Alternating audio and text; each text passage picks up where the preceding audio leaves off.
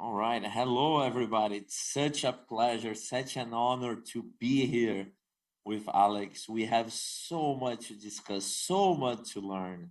So remember, for those of you that want to hear this in Portuguese, just hit the button translate or translation or tradução aí. Então, nós vamos falar em inglês. Você quer ouvir em português? Está escrito tradução aí. Aperta nesse botão. All right, Alex. It's such a pleasure, such an honor. Thank you so much for this. Why don't we start with you introducing yourself, my friend, please? I'm happy to do so. Thank you for having me, Ricardo. It's a pleasure and honor to be here with you. I always enjoy our conversations, and it's a pleasure to be able to share our discussions with the wider community over in Brazil. So hello, everybody. It's great to meet you, and it's a very interesting time for us to be talking about China at the moment, when the discussions of China's future role in the global economy and China's relations with other foreign nations has been under a lot of scrutiny recently. Just a little background about myself. I am a partner in an investment firm called Kingsbridge. We are our own family office.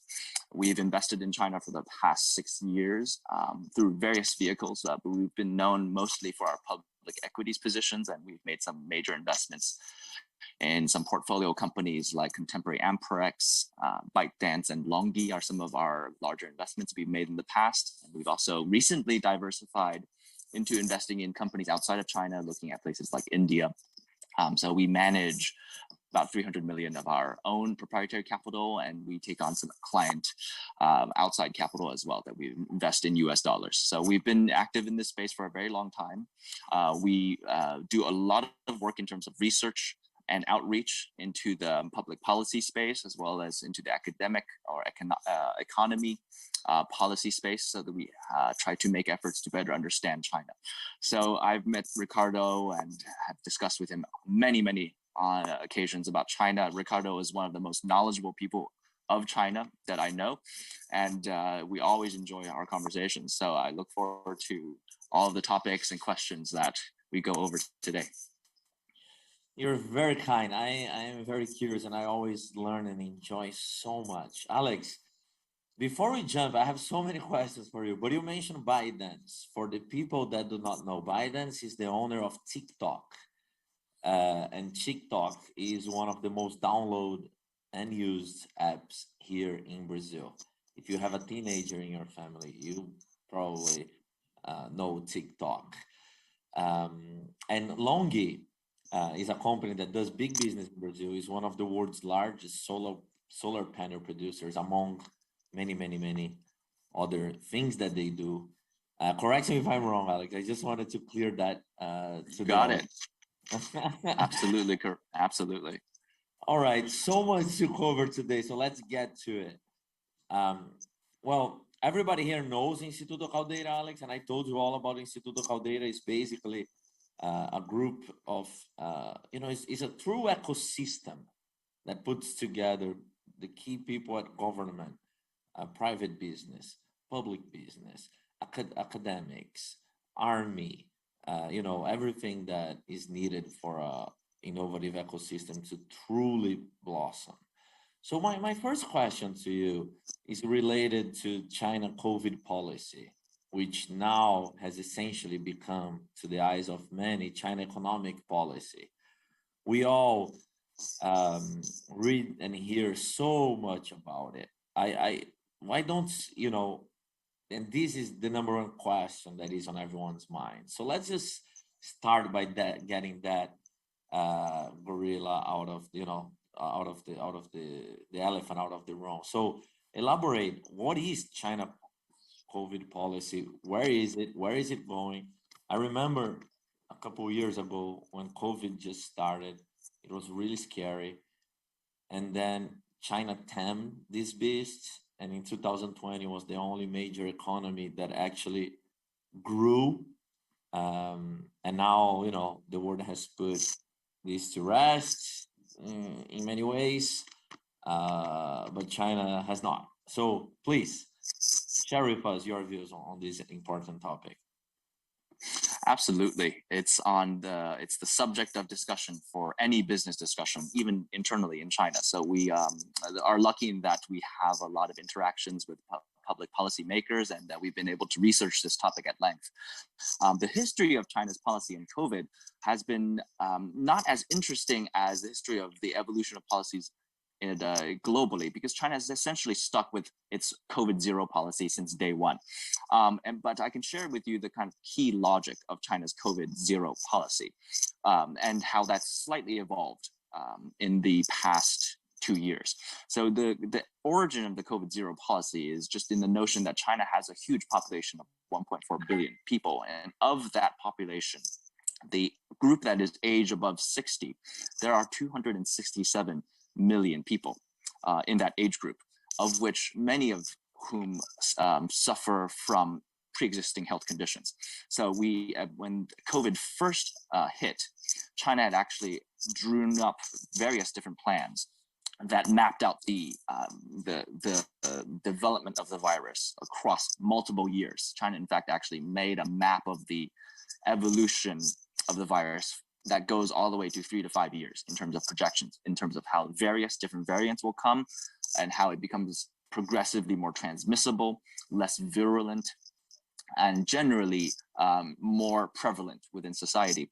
And the general conclusion was that this age group of 267 million people was very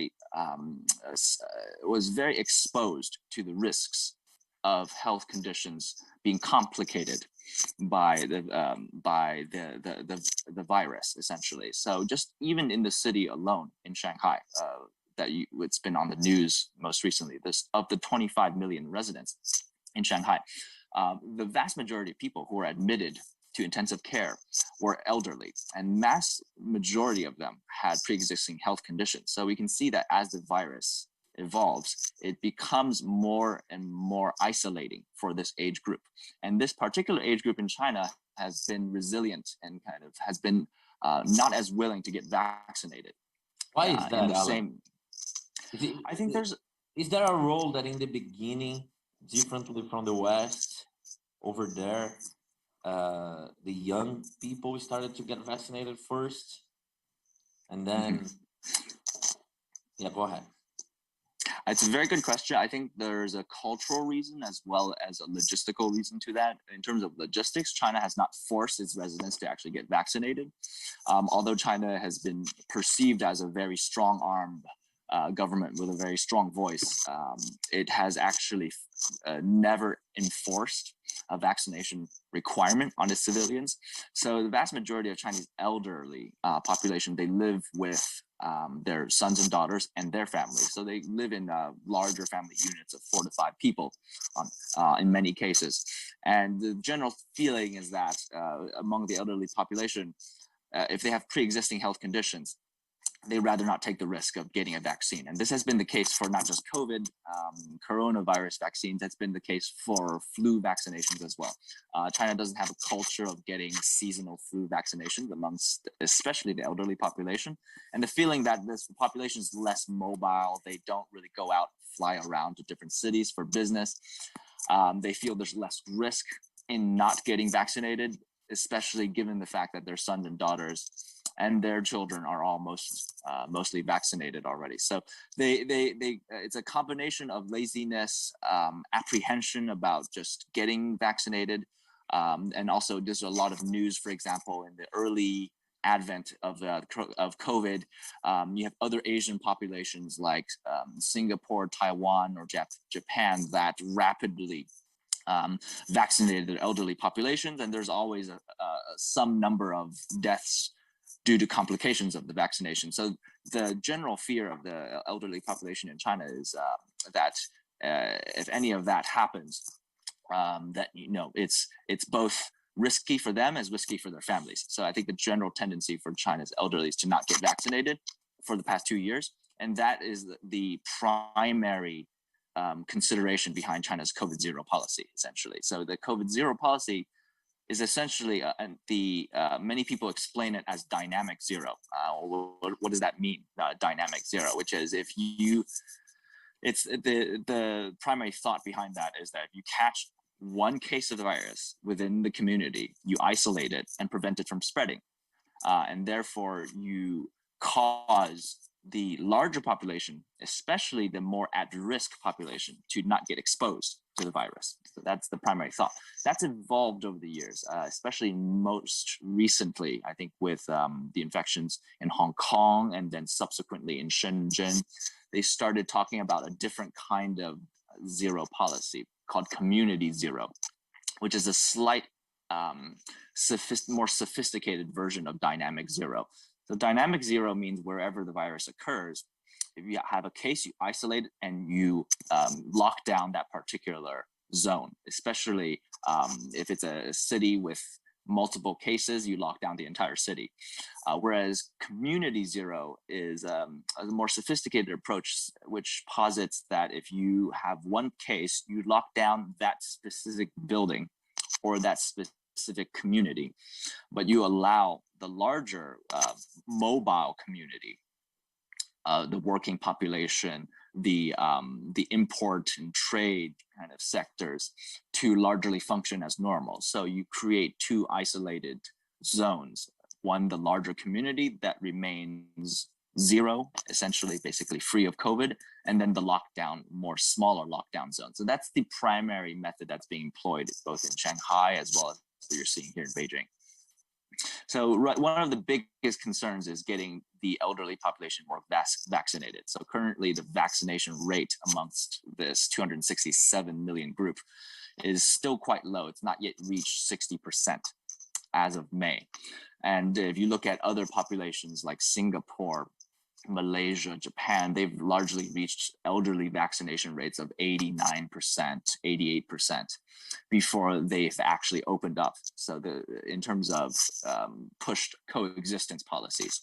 So China needs to, and by our estimates, get to at least somewhere in that range in terms of vaccination rate, which basically means China needs to get at least 50 million more people in that elderly demographic vaccinated before they can really talk about reaching a point where it's advisable to adopt a coexistence policy. But trust me, we know for sure that the discussions of coexistence have actually occurred within high ranks of public policymakers for since the beginning of the pandemic. China's consistently been looking at models for this. Just last month, 2 months ago, shall I say, in March, one of China's leading public health experts, who was a former head of the public health department in China, has publicly talked about coexistence.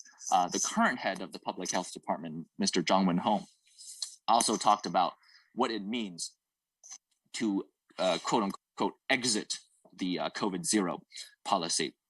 And he clearly defined it as we get to a point where there's no risk of deaths or no risk of deaths in the high risk population. So there's consistently more studying happening. There's more research teams and working groups being convened on a weekly basis, sometimes here in China, in the public policy space. So they're looking at it very, very closely. And by our estimates, I'm personally feeling that a wider opening up could happen as soon as July or August, when China reaches that vaccination rate. However, that's not a public matter, but it's the primary health policy consideration right now for China, is to rapidly get this group vaccinated. And for foreigners to visit China, your personal opinion, I hear a lot that before October is going to be hard, but what do you think? Well, in terms of foreign travel, China's been open for foreign travelers actually since the April, May of 2020. The biggest challenge is the requirement to quarantine. So the question is, when is quarantine going to be relaxed? I think generally wait for after the Party Congress, the 20th Party Congress, which is scheduled to happen sometime in October. Once that happens, I think there should be it's a primary time to declare a victory over COVID in China. It would be an interesting situation if our president has to walk into that Congress and then be met with a continued ongoing COVID situation. So I think there will be a very strong push to be able to declare victory over COVID by then, at which point I think they would look at different policies in terms of travel. There are pilot programs already being discussed. I mean, there are places in China like Macau, Hong Kong, or even places like Hainan province, which are relatively isolatable, or shall we say, they're isolated enough to have more lenient travel policies where you can actually travel in and do business there and then travel back into the mainland with relative ease. So they're talking about some pilot programs where I think they repeal some of the different travel quarantine restrictions. But I think we should wait until after October. I think you're right in terms of that assessment. Very, very, very interesting. Thank you, Alex. Extremely enlightening. And our audience, if anybody has any questions, just write and I will read to Alex towards the end. Alex, you have a very deep and profound knowledge of what truly happens in China. You've been doing business there for your whole life. I want to ask you that, there is no way to understand China without understanding the Chinese government. And there is no way to understand business in China without understanding the state-owned companies. I'm not sure if you are aware of that, but some studies say that Brazil is the number 4 country in the world that has the largest number of state-owned companies. We only have something around 134. In fact, we're expecting Brazil's largest privatization ever to happen soon. But what some people do not know is that the Chinese state-owned sector is so large that if you add up the revenues of all the state-owned companies from China, that is larger than the GDP of any country in the world, but the US, China itself, Japan, and Germany. And I'm giving numbers here before COVID because COVID messed up a whole bunch of things, including reporting. So that's how big the Chinese state-owned companies are. So I want to hear your thoughts on that, and also I want you to elaborate, if you may, on the private companies in China that have a party organization, which for some is mandatory. That I always explain to Brazilians, that's common in China. And when Chinese come to Brazil and they ask, oh, so, your company has an HR department, a sales department, a marketing department, where is your party organization or your party department? And I say, no, we don't have that here. And they ask me, how do you know what Brasilia, how do you know what your government is thinking? And I find that to be a very auspicious interaction. So if you may, please elaborate on state-owned companies and these party organizations in private firms. I think that will really enlighten our audience on how China truly works. Absolutely. Well, I made this analogy in the past. Certainly for Brazil, there's a large state-owned presence. I think it's not abnormal for people in Europe to be aware of just the role of public state-owned companies in the overall economy. And indeed, even if you talk about places like Saudi Arabia, I think the companies that first pop to mind are companies like Aramco or the Public Investment Fund. Whereas in China, I think the companies that have historically kind of come to mind have been large private unicorn companies that have very little state-owned involvement or little party involvement.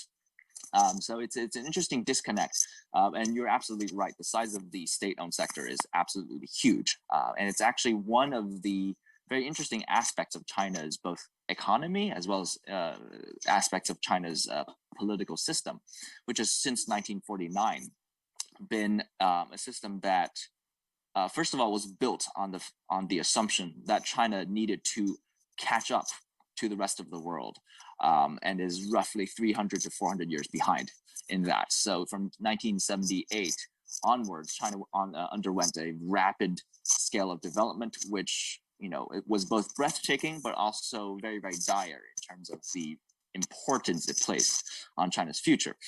So to able to achieve the amount of efficiencies and coordination that requires that taking 800 million people out of poverty, for example, and just growing the economy at rates sometimes that are double digit year on year, it required a lot of synchronization between policymakers and the actual participants in the economy. So there, as of today, there is a very, very large group of people in China that are members of the Communist Party, and they can be members in various different capacities. It does not mean that you're a public service or a public civil servant. However, as you mentioned, private companies have members or colleagues who are a member of the party. And there are 90 million members of the Communist Party, and many of whom have various different participations in government policy making. And there's, of course, two major congresses in China. One is the National People's Congress, and then, of course, the standing members of that Congress, which you can then basically draw a comparison between that and the Senate or House of Representatives in the United States. But then there's also the People's Consultative Congress, which is a much larger body that consists of civilians and members of the business community and they even invite, all the members of the ethnic minorities in China. So that makes the idea of that community is that it's a congressional body that imitates the larger population diaspora of China.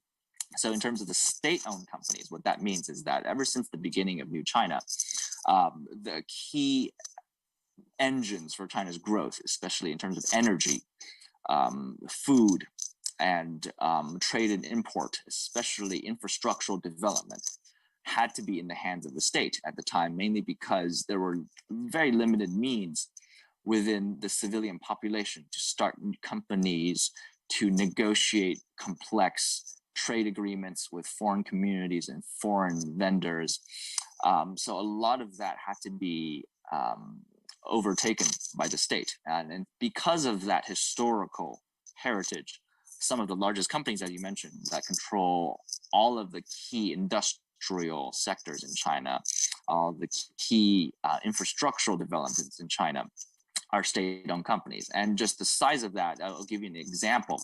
The entire GDP of Shanghai, which is one of China's most vibrant and large economies, in 2021, the GDP of Shanghai is 627 billion US dollars, right?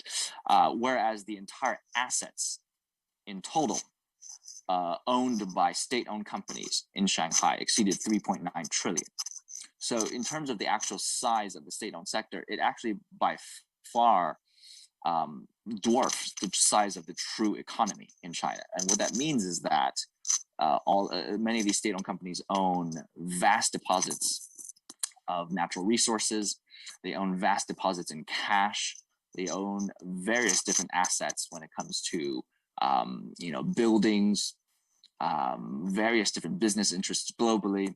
So there's, in terms of the efficiencies provided by the ability to coordinate across various different state-owned companies, there's still a lot more room for those efficiencies to improve, and a lot more room for state-owned companies to truly participate in China's economy. But for the vast majority of companies in China that are of critical use for public life, for example, the banks, construction companies, land developers, or oil and energy importers, they're largely state-owned companies. But one interesting trend that's happening though nowadays that you're seeing is that a lot of state-owned companies are diversifying their shareholder pool. That's something we call mixed reform. So we ourselves are also an investor in a state-owned company, which sounds weird because the idea of a state-owned company is that it's owned primarily by the state. But that's not the case in China right now. So a company called Xuzhou Machinery Group, or its short term for that, it's called XCMG. It's the second largest heavy machinery manufacturer in the world. It's kind of like a Caterpillar from China. They went through a shareholder diversification in 2020. So they brought in a consortium of private investors. Some of them were foreign, some of them were civilians in China, to invest in the company and diversify the shareholder pool. And that's resulted in a lot of efficiencies in the company. And you'll see that trend continue across various different state-owned companies. I think you're seeing that in the automobile sector in China. The large automobile manufacturers in China have been historically state-owned companies, mainly because civilian companies in the beginning of the New Republic period lacked the financial and business means to actually start a factory. So a lot of these state-owned auto companies are now also looking at opportunities to bring in private shareholder consortium. So you'll see this trend continue. And some of the well-known state-owned companies in China, I think many travelers in China may have heard of, such as China Duty Free, which operates the Sanya Duty Free Mall, which is one of the largest tourist attractions in Sanya. These businesses are also owned and operated by the state. So it's a very interesting system. And it's definitely worth looking into, as these companies are looking to interact more meaningfully with the global financial community. Very interesting. No, here in Brazil, we have a bunch of state-owned companies and state-owned control that are even listed, that you, as an individual or institutional shareholder, you can buy shares of. So it's interesting to see this mixed reforms, this diversification. You talk about a lot of things. There is a lot to unpack. Just a few things. You mentioned en passant, like really briefly, about how China took out 800 million people out of poverty. That is never in the history of our human kind. So many people were lifted up out of poverty in such a short period of time. That is just remarkable. And it's a fact that this is the world's most important and largest economic achievement. And a lot of it came because of the way China innovated.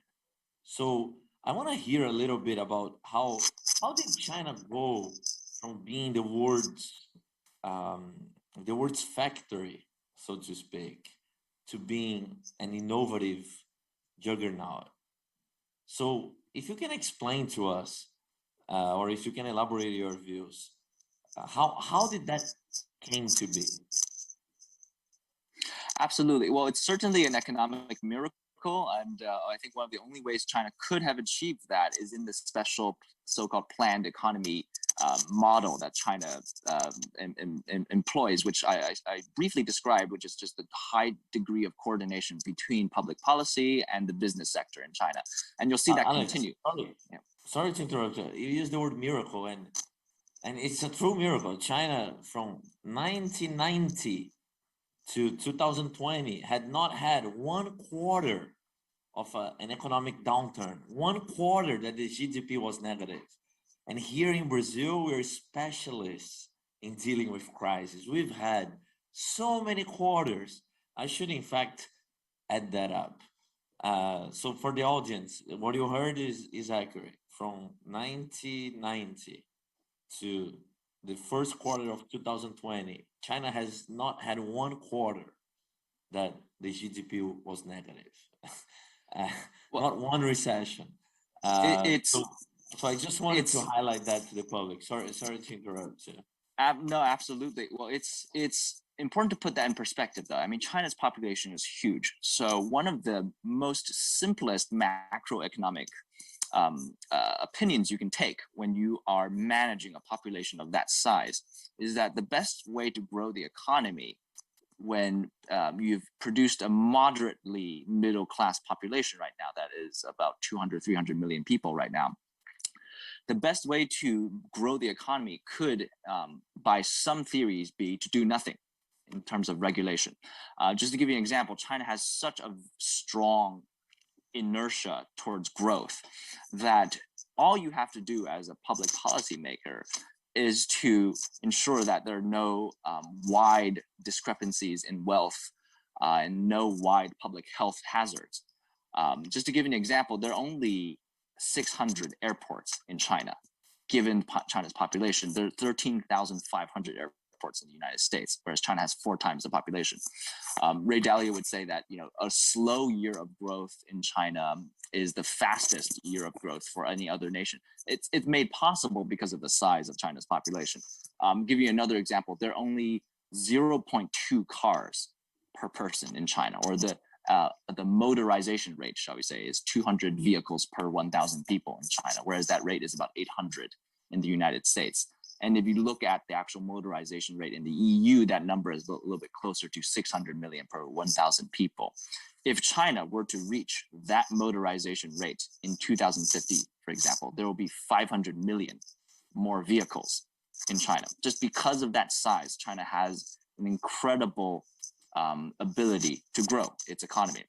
And keep another interesting figure for you. 1 billion people in China have not flown on an airplane before, and only 4% of people have gotten a university education. So while it's a miracle that China has been able to get 800 million people out of poverty, the notion that China is in the final destination, or China has achieved its goals, is completely a mistake. There's so much more room to grow. Wait, Alex, sorry.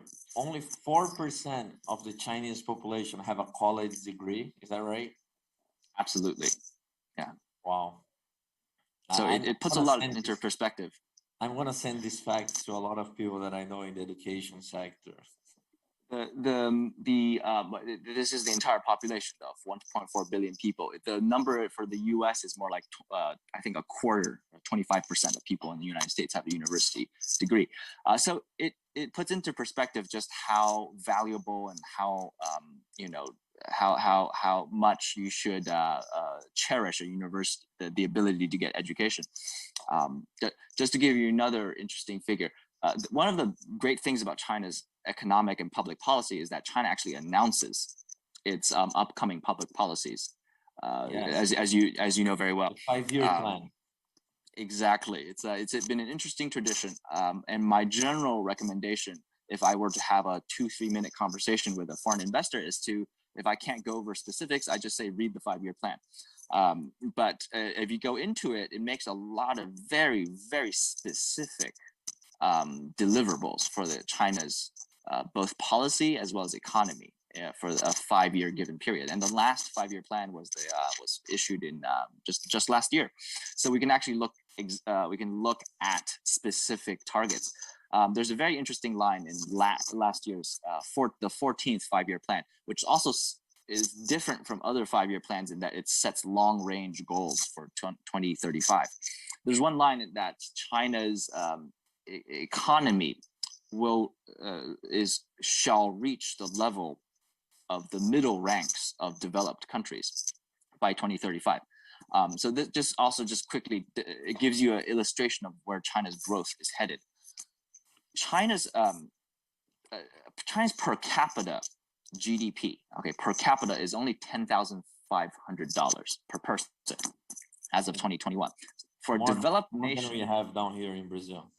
Well, I think we're both considered a developing country. So I mean, it's interesting how the rest of the European or American business community talks about Brazil and China in terms of whether we're a developing or a developed country. China absolutely groups itself into itself as a developing nation and not a developed nation because of this very reason. China's GDP per capita GDP is still quite low. If China were to reach the middle ranks of developed countries, it needs to at least get to somewhere above $20,000 per capita. And just to give you an example, like Germany was 43,000, the United States is 56,000.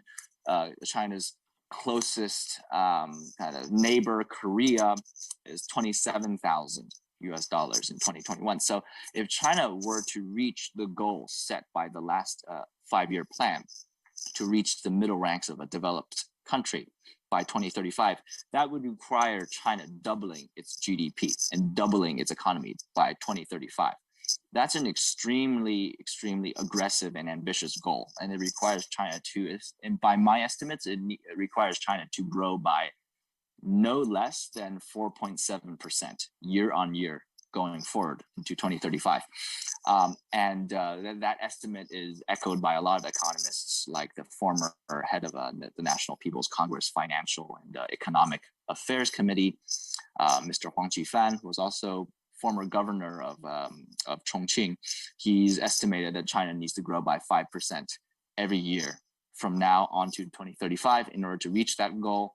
But if you look at China's economic size, it's easily achievable. And in terms of, you mentioned China's growth and China's innovation.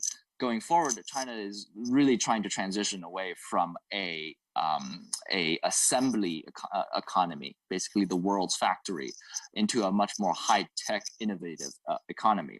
So that's also why you see in the 14th five-year plan, there is a very large part of that plan that talks about how new emerging technologies and new sectors and innovation will be supported. And one of the key things to look at is the target that the five-year plan sets for this so-called emerging technology sector. The target is that this sector will account for 17% of the GDP of China by 2025. And to put that in perspective, China's entire wholesale and retail industry combined with the entire financial sector of China is about 17%. So the ambition is that the innovative new emerging technologies of China will start contributing to the Chinese economy at the level of something like the real estate sector or the entire wholesale retail plus financial sectors combined. So it's a very, very ambitious goal, and you see specific deliverables. I mean, there's actual state funding. This goes back to state-owned companies and kind of the efficiencies in China's public policy, and why state-owned companies are so important.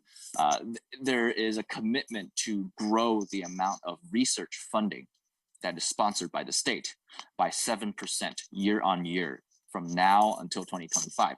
And what that means, if China grows its research spending, which is somewhere around $400 billion a year, by 7% annual growth year on year, by 2025, China will be spending $580 billion in research and development.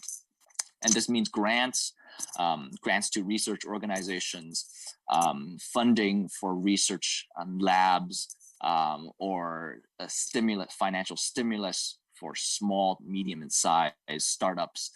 $580 billion a year, that eclipses the US research spending across academic, government, and nonprofit entities combined. So the US spends about $540 billion a year in research. So China is really committing a large amount of financial resources into growing this area. It's very. Oh, go ahead, Alex. No, I was going to just say that you know Chinese tech startups so well. A lot of them came out only within the last 10 years. I think China's the speed of China's growth is increasing, and I think you'll start seeing an increased acceleration of technological innovation coming out of China in the next 5 to 10 year period, especially given where the 5-year plan discusses it. Yeah, so many questions for you. Let me ask a bunch, and you choose which ones to answer and which ones not to answer, and only answer the ones you feel comfortable answering. So about the plans, you gave some specifics. There are some other that I don't have a lot of clarity. For instance, the government says by 2060, China will reach carbon neutrality, and the peak will be on 2030. But maybe I do not. What will happen between 2030 to 2060 to reach that carbon neutrality? I want to hear your thoughts on that. I also want to hear, you mentioned about all this incredible growth that came from the stellar Chinese tech sector and the startups, but a lot of foreign investors got burned with recent developments, like what happened in the education sector, for instance. And a lot of them even say publicly that China is non-investable. in that sector. What would you recommend the audience that wants to have exposure, that wants to invest in the winners in China? How to go about that? That's a very, very good question, and I think a question that you'll have a different answer depending on the different person you ask in China. But let me answer the first question. I mean, China has indeed set a goal for carbon neutrality by 2060, and then a separate goal for peak emissions by 2030. Various different nations have already set goals for themselves. I think the US has yet to set a very specific goal for carbon neutrality, but I think the expectation is that all of the major nations of G20 will follow suit. China is the second largest consumer of oil in the world, and that is absolutely not sustainable. Yet at the same time, China has quickly developed clean energy solutions to replace this energy dependency. And a lot of this energy dependency, if you are in a non-carbon neutral world, is reliant on a lot of trade partners. And as you see the impact of the Russian war in Ukraine, how that's impacted global energy supply chains, I think that's one big short-term factor as to why I think carbon neutrality is really, really important, because a large amount of clean energy can be produced natively or domestically in each country. So at the same time as being the second largest importer of oil in the world, China also supplies 70% of the global capacity for electric batteries. So it's two very contradictory roles that China currently occupies, and China needs to decide very early on what China will be the China of the future. And I think the conclusion across all community of nations is that everybody needs to get into a carbon neutral environment for the sake of the environment, for the sake of the good of humanity going forward. So China is rapidly growing in that space. To reach the goal of peak emissions of 2030, China will need to do a lot of aggressive moves in terms of developing its energy sector. I think certain sectors will get carbon neutral faster than others. China has a carbon credit trading program which helps certain sectors that are less able to transition into carbon neutrality develop at their own pace, whereas other sectors which transition very quickly, they can amass what we call carbon credits that they can then trade with other non-carbon neutral companies. So it creates a more macro stable environment for the entire economy to transition. I think the general driving factors for hitting these carbon neutrality goals will be the increasing information technology and digitization of China's economy. China has 1 million 5G stations in use, and there are 430 million 5G users that will be in place by 2025 in China, and that will continue to grow. So the more information technology becomes a public standard, the more China will be able to reach carbon neutrality. That's one factor.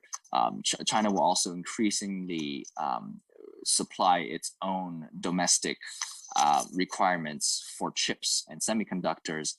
China is one of the leading manufacturers in solar energy, leading producers in wind and hydroelectric energy. I think you'll see that the energy sector in China is doing very, very well in terms of reaching its carbon neutrality goals. Other sectors like the steel and heavy industries are having a little bit more difficulty reaching those goals, yet they've set a much more aggressive goals for themselves. So the steel industry has set a goal of reaching peak emissions by 2023, which is extremely aggressive. I think the way they will actually have to achieve that is through a mixture of technological innovation to replace traditional steel and refinery and manufacturing technologies, as well as potentially import substitution, which is a very crude and basic method, but it's also effective. China will seek to import what it cannot replace with carbon neutral efficiencies domestically, and I think the rest will be managed through trading carbon credits.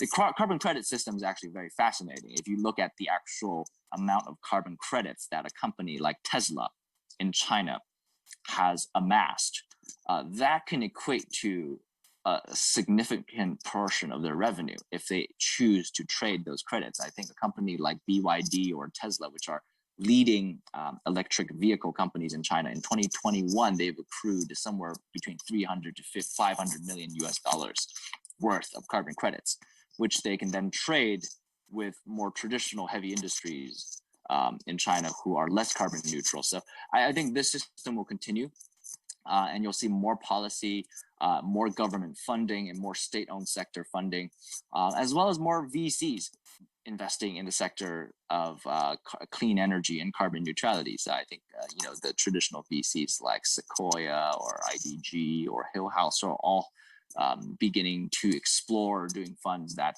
are specifically targeted at this sector. So I think that the carbon neutrality goal of China is very ambitious.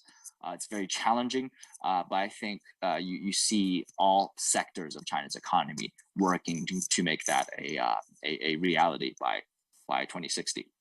Do you think that we will have a global carbon credit marketplace? Because right now there are so many firms that provide that. How do you see the future of this? Well, I can't speak to how other countries think about this, but China has always been, I think, very interested in participating in the global process towards carbon neutrality. A lot of China's infrastructural investments in the Belt and Road Initiative have been targeted at helping local countries meet their carbon neutrality goals. And if there were discussions of a global carbon credit system, I'm sure China will be one of the first to participate in those discussions.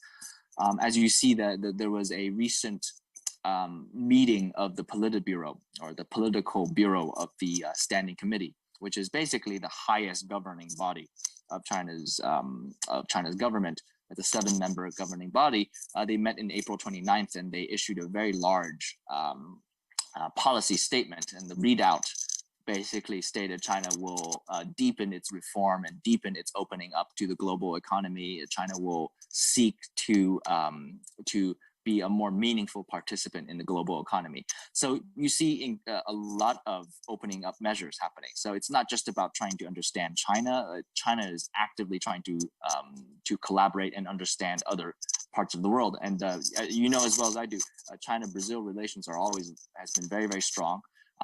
There's tons of collaborations between China and Brazil that will continue, and if those collaborations revolve around carbon neutrality goals, I think that's even better. So I think the general thesis of China's policymakers right now is that investing in carbon neutrality is a very smart investment, and I'm sure that's made smarter if it's done across nations. Very good, Alex. So many things to ask you, so I'll ask you 2 questions, and you pick one of them or answer both. One is, we didn't mention the Belt and Road Initiative, and I think it's important for people to know what it is, and also what they should know about it. And so I want to hear you on that, and also crypto and the Chinese digital yuan and all of that, and blockchain. I don't want to ask this question in a way that I may mislead your answer. So pick one of the 2 or answer both. Go for it, my friend. Well, Ricardo, one of the reasons why I always enjoy your conversations is because you have a very macro view of the world, and so you're looking at all of these most important topics. I'll try to answer all of them in some capacity. The Belt and Road Initiative, for some of the people listening in who don't know, it's been a major part of President Xi's global economic policy, which is to get China more meaningfully involved in the growth of other developing nations. And the idea is that China is itself still a developing nation. And, as we mentioned, China's is still lagging behind in various key aspects. So China needs to help other nations that are also developing and also benefit from these developing nation partners. So it's a overall economic goal of investing more deeply in countries that are part of, we call it the digital Silk Road, so to speak. As you know, the Silk Road was the most important trade route in ancient times. And in modern times, China has this general vision that there will be a belt that links the economies of developing nations from Latin America to the Middle East, to North Africa, to Central Eastern Europe, and then of course to China, linking all the way into Southeast Asia.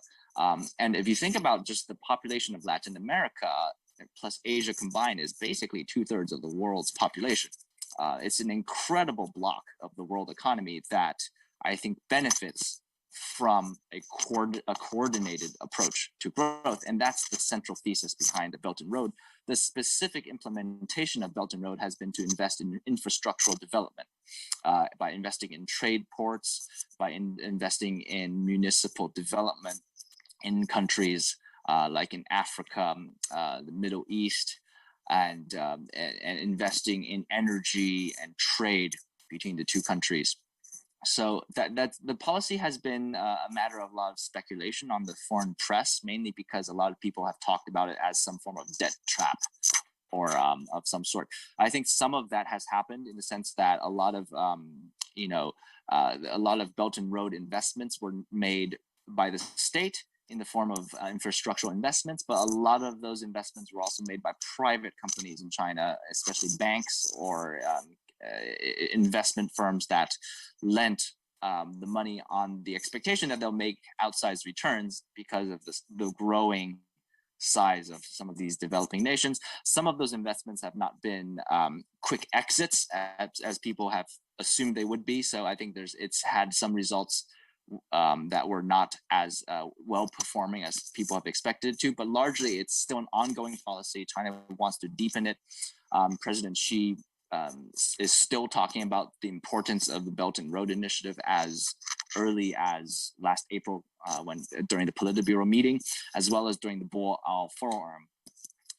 In his opening statement, he both promised that China will never interrupt the global peace. He also promised that China will be a more committed member of the global economy and invest in the growth of other developing nations. So that's basically the Belt and Road policy. There are a lot of other versions of how that's developed. Not all Belt and Road initiatives are carried out in the form of China investing abroad. Some of them are actually carried out in terms of bringing foreign partners into China. So to give you an example that you must know very well is that the New Development Bank, which was sponsored by our collective nations, by member nations of the BRICS nations, in which Brazil has a 20% stake in, is an example of a financial institution created so that developing nations within this Belt and Road map can collectively choose to invest and to coordinate strategies. So it's an interesting initiative. I think it's going to be deepened going forward, not abandoned by any means. It's very central to China's overall international relations, which is to try to forge symbiotic and mutually beneficial relations with other developing countries. So that's important. You talk about the digital currency. China is very, very interesting in that it banned cryptocurrency very, very early on. I think that's somewhat foreseen, given just the general tendency of China's policymakers is to want to prevent what President Xi calls the disorderly expansion of capital.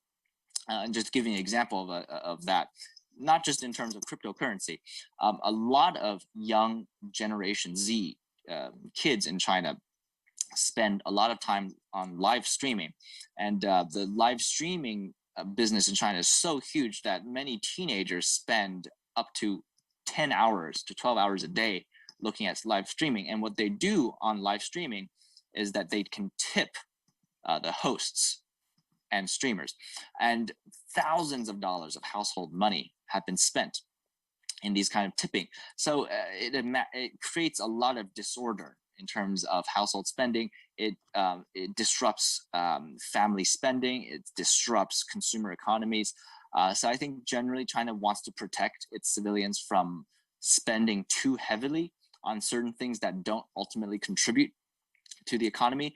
And it's not to say that China is, overly parental in terms of public policy. One of the specific reasons behind curbing the private education sector as well as the live streaming sector was that because when the mass amount of revenues created by these very lucrative businesses, they had very limited means to then trickle back into China's economy. To give an example, just a lot of these businesses were foreign listed. The vast majority of their investors and shareholders were not Chinese.